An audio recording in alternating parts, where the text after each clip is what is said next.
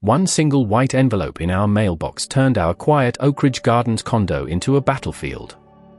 Inside the envelope was a 500 Brazilian reals fine for improper use of a residential garage, apparently. Parking guest cars in our own garage during my brother's graduation party was against the rules.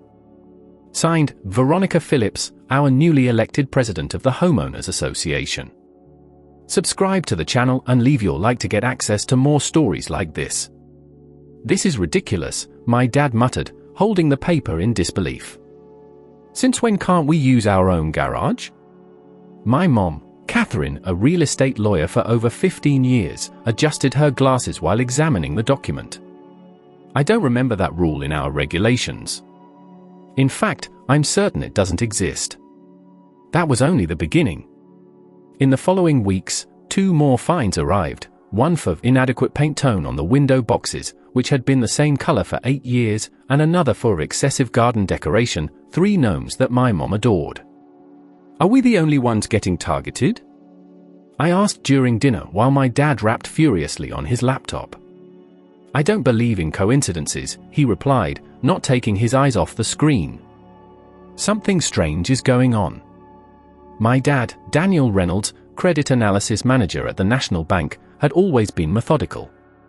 That night, however, I saw something different in his eyes when he closed his laptop, a mix of surprise and determination that he rarely showed.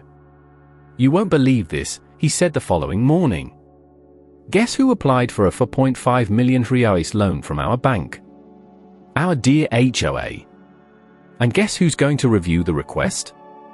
My mom almost choked on her coffee. You? Dad nodded with a subdued smile. For a new leisure complex that, curiously, wasn't mentioned in any homeowners meeting. And there's more, the signatures on the application are from Veronica and the treasurer she herself named last month. A week later, another fine arrived, this time for excessive noise after 8 p.m. when my mom and I were watching a movie at a normal volume. Veronica showed up in person, with her spotless blazer and that artificial smile. Rules are rules, folks, she chirped. If you keep breaking our regulations, we'll have to consider more severe measures. When she left, my dad, watching everything from the stairs, commented, "It's interesting how our problems started right after I began analyzing the HOA loan." The fines kept coming. 750 Brazilian reals for too many visitors when my grandparents came over for dinner. 900 Brazilian reals for unauthorized vehicle when I switched cars without registering the change. The amounts were always high and the infractions increasingly absurd. One Saturday morning, while I was washing the car, Dr. Winters, our retired neighbor, came over. "Are you also getting fined for random things?" he asked, looking around as if someone might be listening. He was our first ally. Soon we discovered others, the Martinez family, who got fined for an unauthorized swing in their backyard, Mr. Garcia, fined for leaving trash on the sidewalk 30 minutes before the allowed time, and Harold Bennett, a retired judge who lived 3 houses down, fined for planting roses and not approved by the landscaping committee. Meanwhile, my dad dove into reviewing the loan. The numbers don't add up, my mom confided one evening, spreading documents across the kitchen table. There's a discrepancy of almost 800,000 reais in last year's accounts. Money coming in from fines and extra fees, but no proper record of where it went. "We need access to the HOA's complete records," she replied, her legal instincts on high alert. Dad smiled. "I think I have an idea. Remember Jessica, Veronica's daughter? She works as an administrative assistant at the association's office. The following week, I ran into Jessica by chance at the local coffee shop. At 25, she looked tired and uncomfortable when I mentioned her mom. I'm not okay with a lot of what's happening, she admitted after a few minutes of conversation. My mom changed after she became president. It's like power has completely transformed her. When I showed her the fines we received, Jessica went pale. This isn't right. I have access to all the records. I can take a look for you, but you have to be discreet.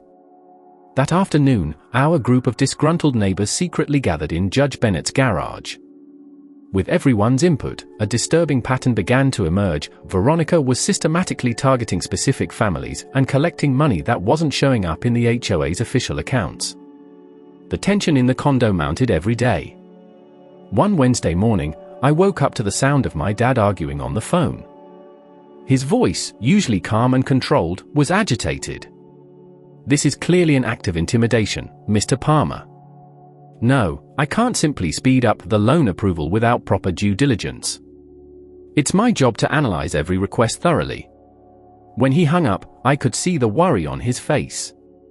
Palmer was the bank's vice president and, apparently, had received a call from Veronica claiming that my dad had a conflict of interest and was deliberately delaying the HOA loan process. "She's starting to figure out that we're investigating," my dad explained as we sipped our coffee. "And she's using every trick she has." It wasn't long before things got worse. That same afternoon, our mailbox showed up vandalized, with the word "meddlers" scratched on the side. 2 days later, my mom's car tires were found punctured in the morning. We couldn't prove that Veronica was behind it, but the timing was, at the very least, suspicious. The intimidation soon spread to our allies. Dr. Winters discovered his garden destroyed. The plants he had carefully tended were ripped out overnight. The Martinez family received a final notice threatening a 5,000 Brazilian reals fine if they didn't remove the swing from their backyard within 24 hours. Judge Bennett, perhaps the most concerning of all, received an anonymous letter referencing an old case he had presided over, hinting that secrets might come to light. "This is plain persecution," my mom declared during our secret meeting at the Martinez house. "We have enough evidence to sue both the association and Veronica personally." But Judge Bennett advised caution. "A lawsuit could take years, Catherine. And in the meantime, she'll stay in power and probably ramp up her retaliation. We need to be strategic." That was when Jessica, who had secretly joined our group, revealed something even more disturbing. "I found a locked folder in my mom's office," she said quietly, as if the walls might be listening. "There are parallel records. For every official fine, there's a note stating how much actually went into the association's funds. And there's more. I discovered transfers to an account in the Cayman Islands. Almost 1.2 million reais in the last 10 months. The silence that followed was heavy, like lead. We weren't just dealing with an abusive president anymore, it was large-scale financial fraud. The next morning, I found our garden covered in trash. An anonymous note simply read, "Give up. You don't know who you're messing with." Dad took pictures of everything before we cleaned up. "Evidence," he explained. "Every small act of intimidation only strengthens our case." But the real blow came 2 days later. Dad arrived home looking pale, holding an envelope of termination. "I was temporarily suspended," he said, sinking onto the sofa. "They allege unethical conduct in reviewing the HOA loan. It seems Veronica has connections on the bank board." My mom, usually so composed, shed a few tears before regaining the resolve we knew so well. "This is retaliation. We're going to sue the bank too." That night, a stone shattered our living room window. No message, just a clear act of intimidation. We called the police, who came, filed a report, and left with little interest in a case they classified as youth vandalism. "They don't understand how serious this is," my dad commented while covering the broken window with plastic. Or maybe Veronica has friends in the police department, too. Our allies weren't faring much better. The Garcia family received an eviction notice for repeated violations. Dr. Winters was formally accused of disturbing the peace for supposedly making noise during his gardening. It was a systematic campaign of terror against anyone who dared question Veronica's authority. "She's getting desperate," Jessica observed when we met secretly in the municipal park, away from prying condo eyes. I found emails on her computer. "The loan is critical. Without it, the whole scheme falls apart. Part of the money would cover previous embezzlements." Jessica looked increasingly distressed. "I never imagined my own mother, she was always ambitious, but this? Embezzling money and persecuting neighbors, she's not the person I knew." "You're not responsible for her actions," I reassured her, noticing the heavy burden she carried. It was Jessica who brought us the final clue. There was a safe in the HOA office where Veronica kept complete parallel records. She always holds the key, but I know the combination. If we could get those documents during the monthly meeting. The plan was starting to form. The next HOA meeting was scheduled for the following week. It would be our chance. In the days leading up to the meeting, the intimidation reached new heights. We received a formal fine notice of 15,000 Brazilian reals for subversive activities against the condo administration, an infraction that surely wasn't even in our regulations. The Martinez family found their car with deep scratches in the paint. Judge Bennett received an anonymous call threatening to expose details of his personal life. She knows we're getting close, my dad concluded during our final preparatory meeting. This is our only chance. The night of the monthly HOA meeting coincided with a heavy storm. The community hall was surprisingly packed, not only with our allies, but with dozens of other residents who had never shown up before. Apparently, the wave of arbitrary fines had impacted more families than we imagined. Veronica seemed irritated by the massive turnout, yet she maintained her artificial smile while leading the meeting with a firm hand. Agenda Item 3, Approval of the new leisure complex. As everyone knows, we're waiting on the loan to begin construction. That's when my dad stood up. Before we proceed, I'd like to ask a few questions about the association's finances. Veronica adjusted her blazer, visibly tense. Finances aren't on today's agenda, Mr. Reynolds. And from what I've heard, you're temporarily suspended from the bank for unethical conduct. Perhaps you're not the best person to question our finances. A murmur spread through the room. My dad remained impassive. As a financial analyst, I can tell when numbers don't add up. For example, in the last quarterly report the association reported 320,000 Brazilian reals in fines collected. However, based on our estimates from the fines received by the residents in this room, the amount should be at least 780,000 Brazilian reals. Where is the difference? Veronica's face paled slightly, yet she maintained her composure. Are you implying something, Mr. Reynolds? Because defamation is a crime, you know. I'm not implying. I'm stating that there are serious discrepancies in the association's accounts, and we have the evidence. At that moment, the side door opened. Jessica entered, holding a bulky folder. The look she exchanged with her mom was a mix of determination and sorrow. The real financial records, she announced, placing the folder on the central table. Including transfers to offshore accounts and the parallel records of fines. Everything is here. Veronica froze for several seconds, as if she couldn't believe what she was seeing. Jessica? What? How did you? It was the safe in the office, Mom. I always knew the combination. The room erupted with raised voices. Residents stood up demanding explanations. The treasurer tried to leave quietly but was blocked by a couple of burly neighbors. The storm outside seemed to echo the chaos unfolding in the meeting. Silence. Judge Bennett's powerful voice cut through the tumult. As a former federal judge, I suggest we examine these documents methodically. I propose an immediate vote to temporarily remove the current board while an independent audit is conducted. You can't do that. Veronica shouted, completely losing her composure. I built this condo. Without me, you're nothing. According to the association statutes, Article 12, Paragraph 3, a vote of no confidence can be held at any time with at least 2/3 of the members present. Looking around, I believe we have enough quorum. My mom, using her legal expertise, took charge of counting the votes. The result was overwhelming, 87 votes for removal, for against. Veronica was officially removed from her position along with her entire board. Her final act as president was to point at our family. You will regret this. It isn't over. But to everyone in the hall, it was clear that it was over. The rain began to subside outside, as if nature itself acknowledged that a far greater storm had passed. The following weeks after the confrontation at the HOA meeting were a whirlwind. Early the next morning, as the community was still reeling from the events of the previous night, a team of independent auditors arrived at the association's office, brought in by my mom and Judge Bennett. "We need to act fast," my mom explained at breakfast, already dressed for work despite it being Saturday.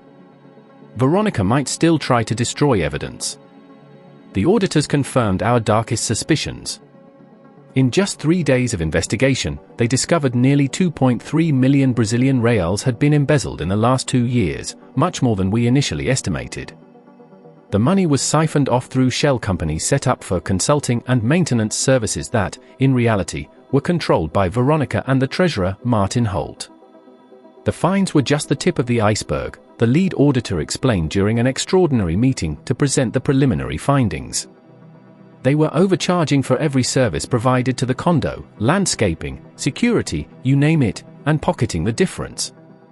The police, who had previously treated our complaints with indifference, were now fully involved. 2 financial crimes investigators spent an entire week gathering statements from residents and analyzing the documents found in the safe. "This is a classic case of embezzlement and abuse of power," Investigator Cruz remarked as he spoke with my parents in our living room. "We often see this in public administrations, but rarely with this level of sophistication in a homeowners association." Surprisingly, Veronica didn't run away as many expected. Instead, she hired one of the most expensive law firms in the city and prepared for a legal battle. Her lawyer even paid a menacing visit to our home, offering a settlement that included our moving to another neighborhood in exchange for dropping the charges. My dad openly laughed at the proposal.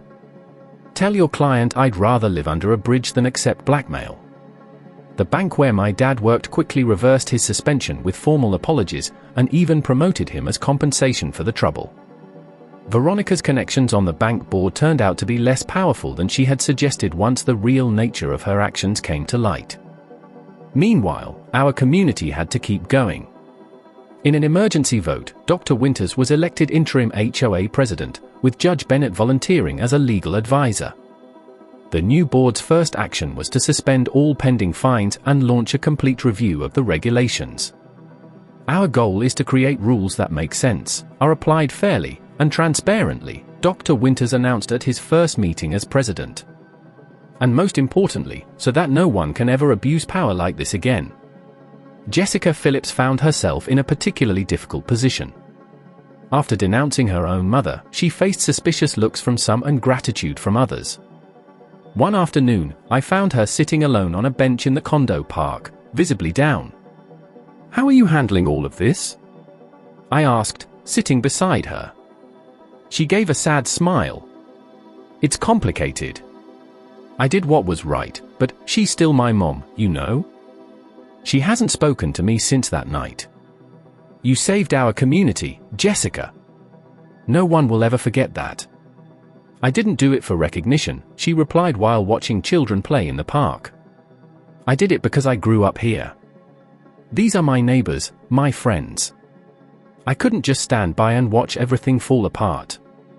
Veronica's legal situation grew more complicated by the day. With the mounting evidence, her lawyer started negotiating a settlement with the prosecutor.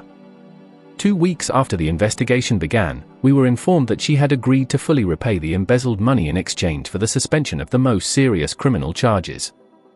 "Is she going to get off scot-free?" I asked indignantly during dinner when my parents discussed the settlement. "Not exactly scot-free," my mom explained. "She will still face charges of administrative misconduct and will probably get probation. But the most important thing is that the money will return to the community, and she will never again hold any position in any association." The process of restructuring the HOA was surprisingly transformative for our community. The monthly meetings, once attended by just a few people, now filled the community hall. Neighbors who barely greeted each other were forming committees to discuss improvements in the neighborhood.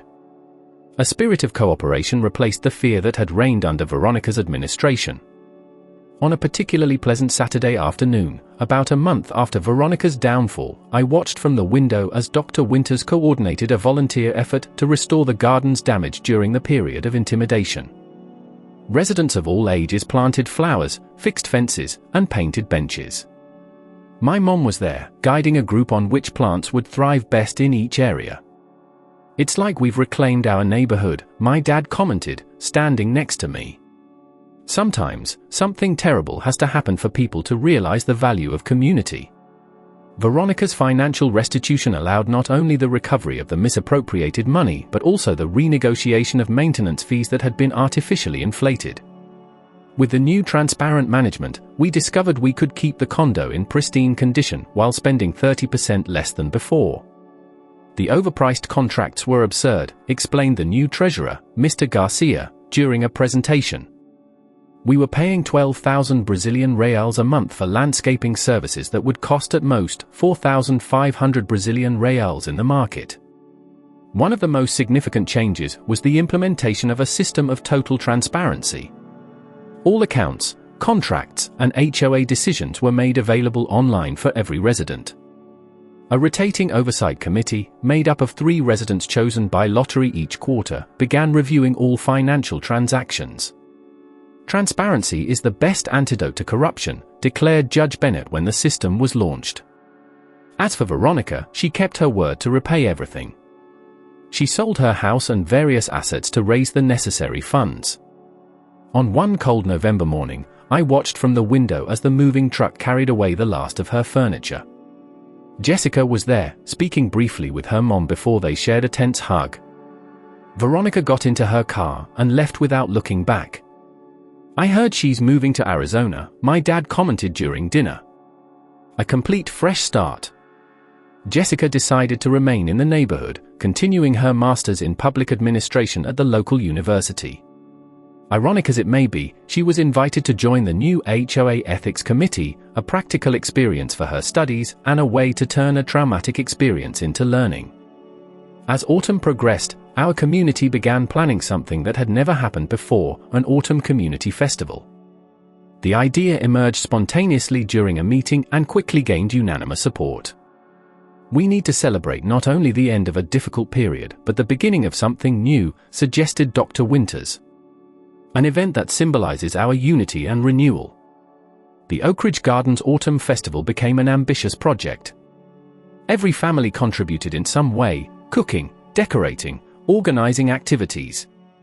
Our garage, ironically, was designated as the official parking area for visitors, a small yet significant twist considering it all started with a fine for parking cars in our own garage. On the day of the festival, the condo was unrecognizable.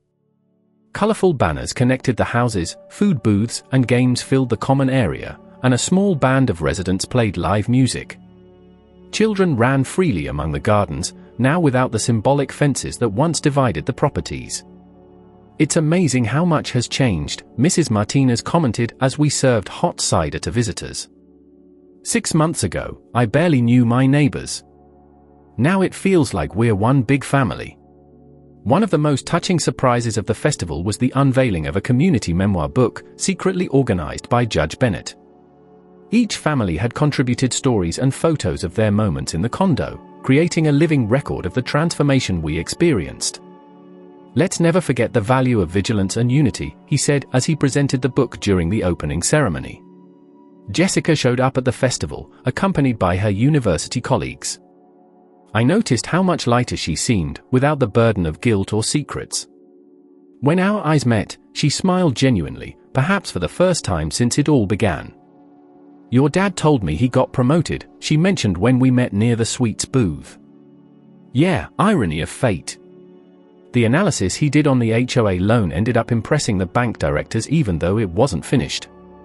She laughed. "Sometimes, doing the right thing brings unexpected rewards." Looking around at the families gathered, the children playing, and the elders sharing stories, I realized our victory wasn't just about toppling a tyrannical president or recovering embezzled funds. It was about rediscovering the true meaning of community. Subscribe to the channel and leave your like to get more stories like this. In the end, it wasn't just about defeating an abusive president or recovering misappropriated funds. It was about rediscovering what neighborhood really means.